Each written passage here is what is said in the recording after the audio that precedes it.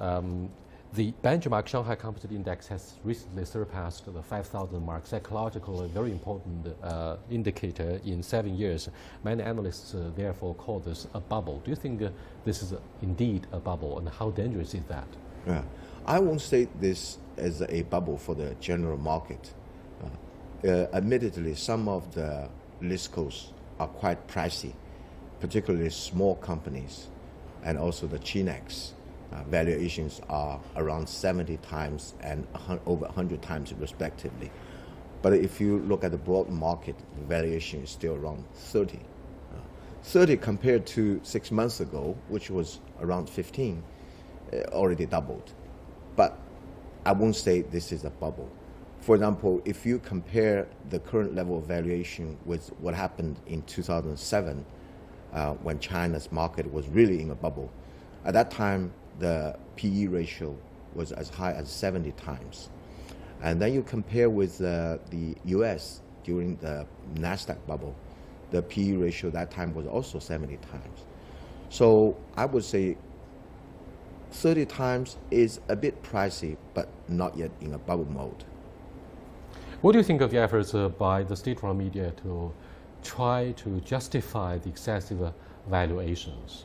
Yeah, I think, of course, the Chinese government wants to see a bull market for a number of reasons. One domestic reason, in my view, is that the economy needs financing to support its growth. In the past, the traditional channels of financing came mainly from, first, property, land sale. Right? Secondly, bank lending. Thirdly, shadow banking products like trust products. But all these channels, if you look at the current situation, have been used pretty much to the extreme. It's difficult to further stretch these three channels. So a new channel of financing might be needed to support economic growth. Given that equity market valuation was very cheap and even now is not in a bubble mode yet, I think this channel can still be used to provide funding for real economic activity. So this is the domestic reason.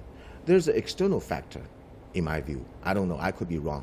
But if you look at what the renminbi exchange rate and the monetary policy so far this year, you will see some interesting developments. First, when other currencies are all depreciating, and many of them are depreciating very sharply against the US dollar, renminbi is quite stable. But at the same time, the domestic demand is weak, and China has been cutting interest rates 3 times, reserve requirement ratio twice, in order to support economic growth, investment growth in particular. But these two things are contradicting. Usually when a country loses its monetary policy, exchange rate will depreciate because it will trigger massive capital outflows. So in order to, at the same time, maintain exchange rate flexibility and also loosen monetary policy, you need to do something to keep the capital from flowing out of the country. And also you probably need to attract some inflows. So here comes the stock market rally. And when the stock market rallied, a lot of the domestic funds won't flow out of the country. They would put the funds into the stock market. Then you create the link, Hong Kong Shanghai stock link, and there will be some inflows to the capital market. Therefore, you can achieve the two, you can make the impossible possible. What do you think of the allegation that it is the state-owned enterprises that will benefit most? And who will pay the price, the bill? For example, do you think those who look wealthy, like ordinary retail investors in the stock market, will pay the price? Mm-hmm.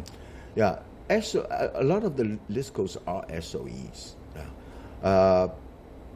Of course, they will benefit. But if you look at the recent price movements, actually it is the smaller and medium-sized and small enterprises that are seeing their prices rising fastest pace. So I would say the private companies or the privately owned companies are also benefiting, and they are probably benefiting even more from this current rally.